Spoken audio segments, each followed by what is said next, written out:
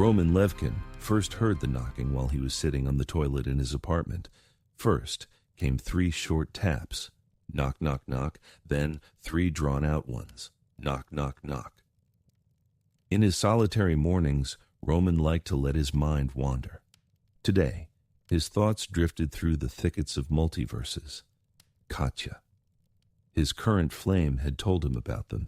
She was prone to philosophizing after sex, which Roman had also had on his mind.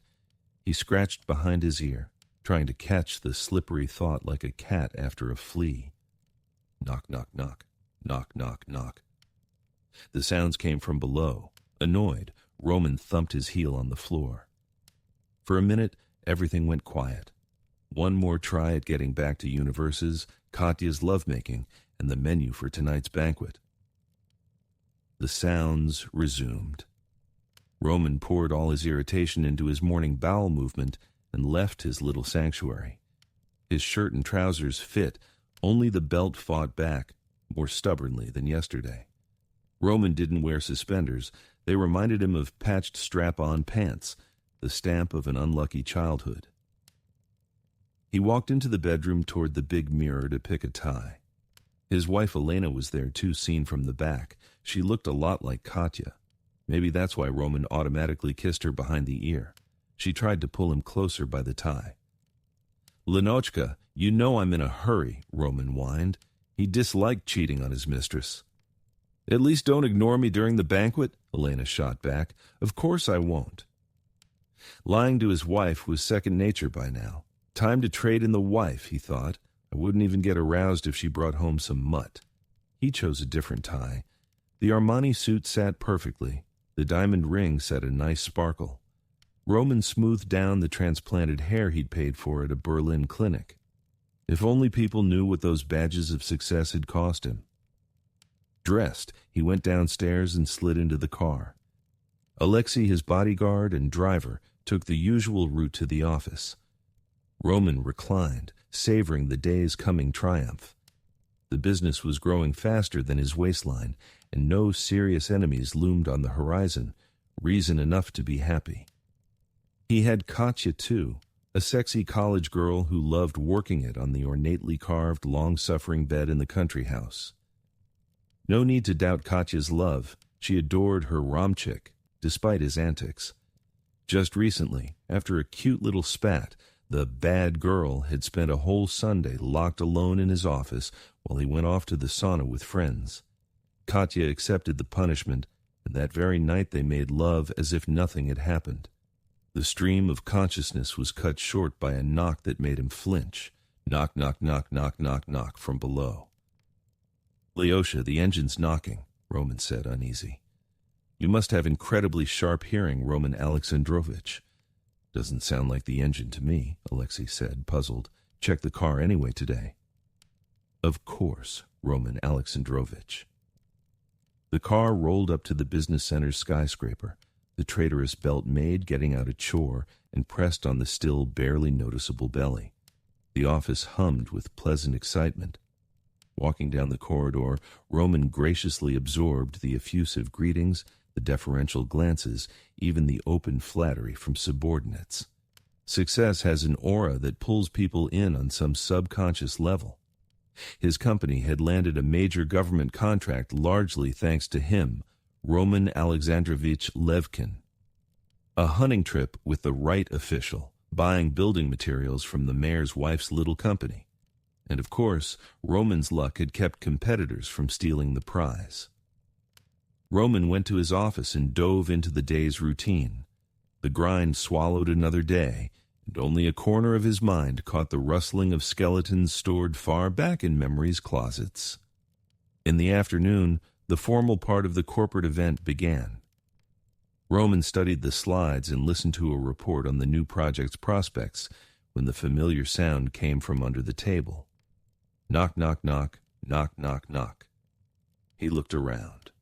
Everyone was studiously feigning keen interest in the speaker. No one seemed to notice anything odd. The CFO to his left hurried a yawn. Roman cut his eyes under the table. To the right, a woman drew her knees together. Knock, knock, knock. Like a bout of intestinal cramps, he squirmed in his chair. The slides changed, their content slipped away. The presenter's voice turned into a nagging buzz. Murky images flared into his mind in short flashes. A rifle slumped on the floor. A dull light bulb swinging like a hanged man from the ceiling. A sinking boat. Beads of sweat broke on his forehead. Roman ran his palm up over his closed eyes, trying to brush away the unwelcome visions. The talk ended. Everyone brightened instantly and applauded, either the end of the boring presentation or the fun to come. Folders clapped shut and, forgotten, stayed on the tables without invitations to the corporate revelry. At the banquet, Roman kept flinching at sudden noises and glancing around as if expecting someone. Next to him, his wife scraped her fork across the plate as though trying to scratch up a lucky ticket from the bottom. Roman suddenly felt sorry for Elena. "I'll buy you a lovely ring I saw at the jeweler's the other day," he whispered in her ear. She gave him a faint smile and looked at him. People around them were having a good time, but the anxiety kept moving in on Roman with incorruptible persistence. "Why'd I turn out so damn deep?" he thought sourly, recalling a crime boss known as the Drummond aftertaste of his wild youth. I could be like the Drumno reflection, sleep easier. After speaking with the right people and handing out a couple of minor orders, Roman decided to head out of town. He told his wife she'd go home without him. "I need to be alone. So much has piled on lately, you know." The staff had left. He was alone. Katya would be there soon. Roman stood at the window, lost in thought. Fall was taking firm hold. The cold was settling in. While he built a fire in the fireplace, the dog barked in the yard. Roman went out, hoping to meet the girl. No, she still wasn't there. The sun was leaning toward the horizon, bathing the trees and shrubs in imperial colors. Roman zipped his jacket and walked slowly to the small pond. A drake floated on the black surface. The wild bird stretched its greenish-gray neck left and right, preening individual feathers. White and brown bands alternated on the wings. The tips shimmered purple. Carefully, so as not to startle the bird, Roman stepped into the gazebo by the pond and sat on the bench. The knocking came. The drake startled and flew off. Knock, knock, knock. Knock, knock, knock. The damn sound came from beneath the gazebo's wooden floor. Roman bent sharply and listened. He rapped twice with his fist. One dull knock answered. He tapped 3 short times and waited a couple of minutes. The knocking resumed, taunting. "What do you want?" Roman growled through his teeth. He leapt to his feet and stomped furiously, trying to smother the hateful sound like an annoying spider. It didn't stop. He ran to the garage, grabbed a crowbar from the tool chest, came back, and started prying up the decking, heaving the old boards aside in a fury. When a patch of bare earth opened, Roman sprawled again and pressed his ear to the ground. There was a faint hum below, maybe. He ran to the garage for a shovel. The soil gave easily, and soon he dug a shoulder-deep pit. He didn't notice darkness thicken. The blackness tried in vain to steal the moon's ruddy glow. Roman dug like a man wound up until a lilting female voice pulled him from the trance. "Ram, what are you doing?" He lifted a dazed stare to Katya. His eyes skittered, his hands shook. A nervous tick tugged at his left cheek. Katya recoiled from the edge. She knew his episodes never led to anything good. She stumbled, but kept her feet. "Wait, Katya!" Roman rasped in a voice not his own. Katya ran. "Idiot!" flashed through Roman's thoughts. He tried to climb out of the pit, but slid down the wet soil. The clatter of heels faded. He finally made it up, but the engine of Katya's car was already purring at the gate, carrying her away. Late, and now this. She can't treat me like that. I have to bring her back. I need her now. Roman dashed into the house, wiped himself off with some rag, changed his jacket, and 2 minutes later was tearing down the empty road on his motorcycle. Katya's car was nowhere ahead. A sudden ache seized his heart. He slowed and looked around. Lights from a roadside bar winked to the side. "She's not going anywhere. I just need to calm down. I'll call later and explain." The bike roared into the turn. At the bar he ordered a whiskey on the rocks. The bartender looked at him with tired eyes and obliged. The squat, wide glass cooled his hot fingers. A low blues hummed. Sipping slowly, Roman asked for another. Knock, knock, knock, knock, knock, knock. To his left, he saw a short, broad-shouldered blond man. The man was tapping a finger on his glass, unhurried. Oleg Prigozhin Oleka, whom Roman had killed nearly 20 years ago, smiled serenely. To us? Oleg cocked his chin the old jaunty way. To us, Roman answered, staring at his chest. Overhead, lights blinked lazily, splashing blue glints onto hands and glasses. What does one talk about with ghosts anyway? Roman thought, finishing another whiskey. Good thing there was always plenty for two old friends not to say. He'd met Oleg as a kid. Different in every little way, the boys at first kept their distance. By chance, Roman helped Oleg out of a fight, and they grew close. Roman came from a rough family. He burned with shame for his drunkard father. Oleg's parents pampered their only son. They finished school together and got into university. Oleg slipped in with his father's connections. Roman fought his way through the entrance exams with difficulty. In college, Oleg charmed girls with ease. He could buy more than 100 roses just to dazzle the latest beauty. But the girls loved him not for cash. He had a spine and a will. Angular, awkward Roman felt like a giraffe on a bicycle whenever he had to talk to pretty women. Oleg lent him money and never asked it back. Roman repaid with loyalty and earned a nickname from Oleg's friends, the Adjutant. He set pride aside for better times. Oleg had barely defended his thesis when the black streak began. His father died suddenly. Oleg sold the inherited jewelry business and founded a construction company. He liked doing things his own way. Roman became his right hand. They made key decisions together. These were fat years. Oil money and Western investments streamed into the country. The age of primitive capital gave way to the merger of state and business. Oleg and Roman fit the new rules beautifully. The enterprise did so well it drew the attention of the Drumma local thief-in-law, a crime boss of a dying breed. He wanted his cut. For added persuasion, Oleg and Roman were hauled into the Drum's guest basement. They were beaten, but not maimed. The Brotherhood was slowly picking up new, civilized habits. But the gang was living its last days on the outside. The circle tightened, and Oleg's testimony played no small part in that. By a strange coincidence, that was when Roman first saw Larissa and fell in love. A summer evening, the friends met at a biker club. She, pedigreed, long-legged, blonde rolled up slowly on a motorcycle. Oleg sat behind her without a helmet, arms around her slender waist. That party was a true ordeal for Roman. Larissa fed Oleg cherries, and he fed her. They laughed and licked juice from each other's lips.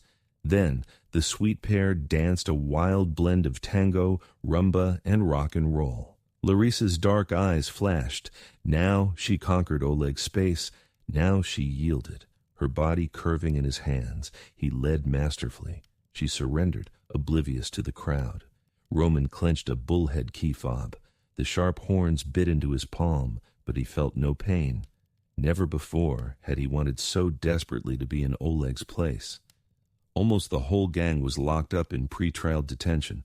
Only one of the Drum's henchmen remained at large, and he was being hunted. Waiting for trial, Oleg hid in a country settlement where he was building a house. He wasn't a key witness in the Drum case, but he still feared revenge. Roman ducked an official statement, but readily agreed to stay at Oleg's mother Valentina Ivanovna's house just in case, while the son lay low. That was when Roman decided to kill his friend. He followed a plan. Years earlier, with no particular malice, good to have around the house, Roman had bought an old Soviet TT-33 pistol and a couple dozen rounds from black market diggers. The day before the murder, he tested it on bottles in a vacant lot. No misfires. Late that evening, after tea with Valentina Ivanovna and wishing her good night, Roman went to his room and shut the door. He waited until the old woman's room went quiet. She usually slept well and didn't bother him at night. He didn't want to disturb her either, so he slipped out the window. The guard dog ran up but fell silent immediately, catching a familiar scent. Cap pulled down, face hidden behind his collar, Roman eased through the gate and got in a used car he'd bought in advance. Only a light summer breeze walked the street. Black windows mirrored the moonlight. Without turning on the headlights, Roman headed for the highway. Once on the wide road, he sped up. He had 23 kilometers to Oleg's settlement. A kilometer from the target, he left the car in a strip of floodplain forest near the river. Moving among the trees and hugging the roadside, Roman slapped himself now and then, muttering, "Adjutant, creeping adjutant," and marched on with fresh energy. A dog barked when he finally knocked on the gate of the half-built house on the edge of the settlement. Roman spat in frustration and ground his teeth. "Julba, Yulba, it's me!" The dog sniffed under the gate and quieted. After a couple minutes, Oleg's muffled voice sounded, "Romka, that you? What's going on?" "I was followed today. I got Valentina Ivanovna and Larissa to a safe place. Let's talk," Roman rattled, breathless and strained. Oleg opened the postern. "Come into the utility room," he said, letting his friend pass. "You sure you weren't tailed?" "No, I'm sure," Roman said, shifting the sack on his shoulder. They stepped into the utility room. A lone bulb hung overhead, miserably dim. "Why didn't you call?" Oleg sat down, setting a hunting rifle beside him. "I could have shot you." "Your mom sent you something," Roman said, and plunged his hands into the sack. He found the pistol, eased the hammer, flicked off the safety notch, and leveled the barrel at Oleg. Click. Misfire. Oleg flinched and grabbed for the rifle. It fell. Hammer back. Shot. Oleg toppled onto his back, his right leg jerking, trying to dodge the inevitable. Roman took 2 steps and fired a finishing shot. The leg stilled. Blood blossomed on the chest. The yard was empty. His ears rang from the shot and the cricket's rasp. He needed the keys to Oleg's car. Roman searched the dead man's pockets, avoiding the ruined face.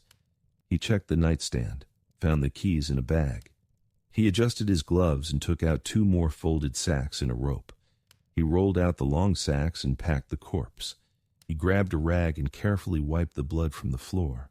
The rag went into his pocket. He changed gloves.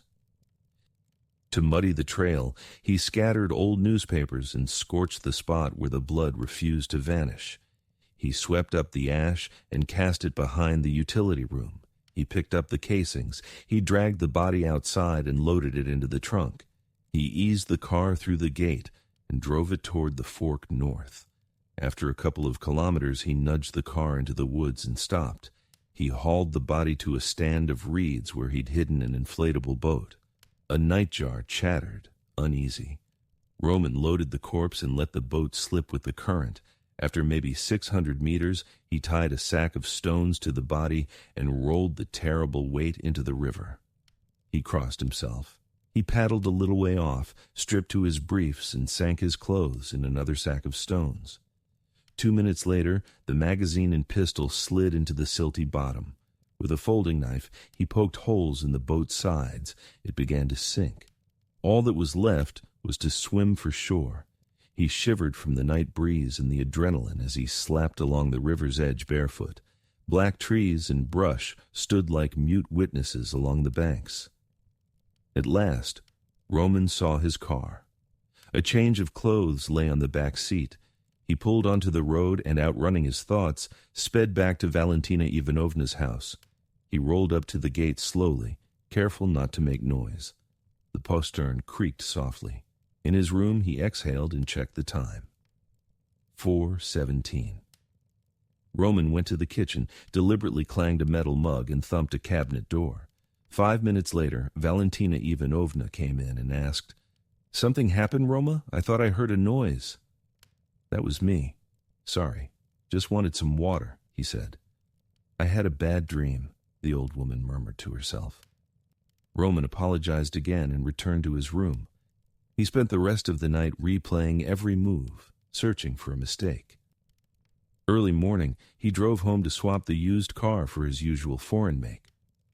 In that one, he went back to Oleg's new build. He knocked, walked around for show. He looked, stepped through the open gate. In the yard and in the utility room, he inspected everything again, nitpicking. Time to call the police. Roman dialed and reported Oleg missing. A crew of workers stormed in. They were there to pour the concrete foundation. An hour later, a prosecutor's investigator, a detective, and a canine handler with a dog arrived. The investigator immediately told the builders to stop. They'd just started pouring a thin base layer under the main foundation. Hercule Dam Poirot, the local knockoff, Roman thought, rolling his eyes. The dog combed the pit and the yard, sniffed every corner of the utility room. The investigator fired questions at Roman, watching his face. Roman answered while squeezing the horned key fob, his trusty luck charm. Yes, the gate and the utility room were open when he got there. No, he'd spent the night at Oleg's mother's house. Yes, Oleg had been threatened. After the interview, Roman felt wrung out. More of these heart-to-hearts followed in the coming days. Valentina Ivanovna's testimony helped. She confirmed Roman had spent the night before Oleg's disappearance in her home. Larissa, for her part, told the investigator about an evening phone call with Oleg. Nothing had seemed strange. The best gift to Roman was an intercepted note from the drum, bluntly ordering a henchman to deal with Oleg for good. The note didn't end up on the street, but on the investigator's desk. The drum hadn't forgotten that long look Oleg gave him after the talk in the basement. Apparently, the boss decided Oleg was one of the main culprits behind his landing in prison. Mushroom pickers stumbled on an abandoned car and reported it. The body was never found. Gradually, the detective stopped bothering Roman. He found time for Larissa. She took Oleg's disappearance hard, and an unexpected pregnancy made it worse. Roman comforted her more diligently than a nurse. 6 months passed, and he confessed his love to Larissa. She received it coldly, so Roman decided not to rush things. Another 6 months, and he proposed. She refused. Patient and gentle, he coaxed her for the next 3 months. He swore to provide for Larissa's newborn son, while Oleg's mother refused to recognize that dubious biker girl. In the end, Larissa gave in. Buoyed by success, Roman began transferring Oleg's company assets into his own name. If anyone butted in with advice, Valentina Ivanovna wanted none of it. She insisted to her dying day, "Oleshka will come back. I saw it in a dream." Roman didn't mistreat the old woman. She lived out her days comfortably. The marriage to Larissa chilled from the start. Oleg's shadow hovered nearby. Built on a flimsy foundation, the relationship cracked. Roman truly tried to kindle a response in Larissa, but for her, the marriage felt like duty, not necessity. The old awkwardness with women returned, the same clumsy self-consciousness that had tormented him in college. Elena saved him from total insecurity. An excellent attorney, she helped Roman with real estate that had belonged to Oleg. They grew close. Roman often stayed for after-hours work, until one late night Larissa caught the lovers. She stood in Roman's office doorway and applauded, unhurried. "How long have you been working like this?" "Started 5 minutes ago," Elena shot back, while naked Roman wrestled in vain with his trousers. Too proud to tolerate betrayal, Larissa was the first to ask for a divorce. A court battle over the assets followed. Compared to Roman, Larissa had too few tools. The lion's share went to the unfaithful husband. Still, he kept his promise. Larissa and Oleg's son lacked for nothing. Roman exhaled loudly, surfacing from the depths of memory. The bartender asked if he wanted another. Roman declined and looked at Oleg. Oleg lifted his chin and suggested, "Let's go for a ride. Like old times?" "Yeah, like old times," Roman said, paying the tab. A fine rain was falling outside. Roman swung a leg over his motorcycle and glanced at Oleg. He was astride his own, tugging on his gloves. Roman shot off first. Half a minute later, he saw Oleg overtake him. Always had to push ahead, Roman thought, irritated, and jerked his handlebars, trying to shove his rival off the road. Oleg's silhouette began to dissolve into the dark, and Roman's bike sailed over the ditch, slammed a wheel against a rock, and flipped in the air. Roman's body smashed into a tree trunk whose branches spread wide as if to embrace someone. Rain gathered on the branches and fell, striking the motorcycle's metal with a bright ringing rhythm. Knock, knock, knock, knock, knock, knock.